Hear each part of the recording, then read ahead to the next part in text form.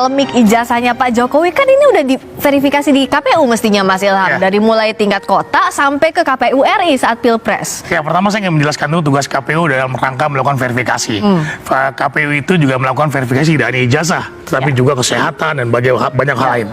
Nah, kita melakukan Pokja, kelompok kerja yang melibatkan misalnya dokter kesehatan. Ketika itu kita melibatkan misalnya RSPAD dalam rangka memeriksa kesehatan dari calon presiden.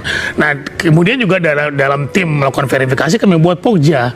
Kami buat Pokja dan kemudian nanti kita melakukan verifikasi berdasarkan fotokopi ijazah yang sudah dilegalisir oleh kampus tempat yang bersangkutan belajar misalnya saja. Nah, kita datang ke kampus tersebut dan kami hanya melakukan verifikasi yang menyatakan bahwa benar yang bersangkutan adalah pernah kuliah di kampus ini dan ijazah dikeluarkan oleh kampus tersebut. Oke, berdasarkan dari UGM itu berarti ya? Tersebut. Nah, jadi KPU tidak dalam konteks menggunakan tugasnya seperti yang disampaikan oleh Mas Soeb misalnya, melakukan forensik atau memastikan bahwa itu ijazahnya palsu atau tidak. Tidak. KPU hanya memastikan bahwa UGM, kita mau tanya nih, gitu kan? Apakah kemudian Pak Jokowi pernah berkuliah sini dan biasanya dikeluarkan oleh Anda?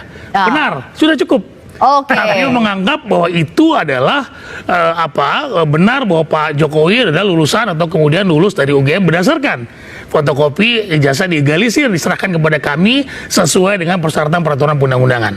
Nah, itu tugas KPU, tidak melakukan tugas-tugas forensik atau memeriksa, memakai kacamata dan sebagainya, tidak sama sekali. Ya, KPU tugasnya nyata yang diamankan oleh undang-undang seperti itu.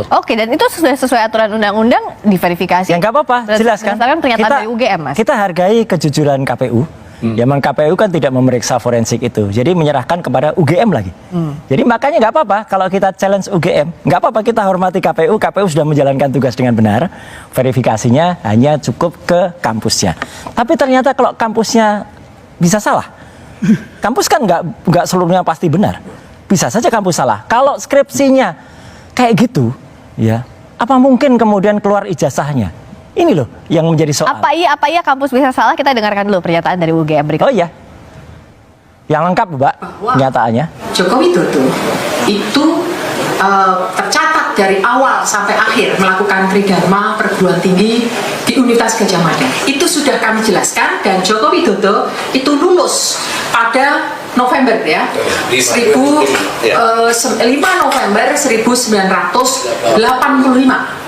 Sesuai dengan catatan di dokumen Fakultas Kehutanan. Nah, ini dipotong nih Mbak. Ya nggak mungkin 1 jam bukan, dong. Bukan nggak mungkin 1 jam. Gimana? Ada alam bawah sadar yang ditunjukkan oleh Allah Subhanahu Wa Taala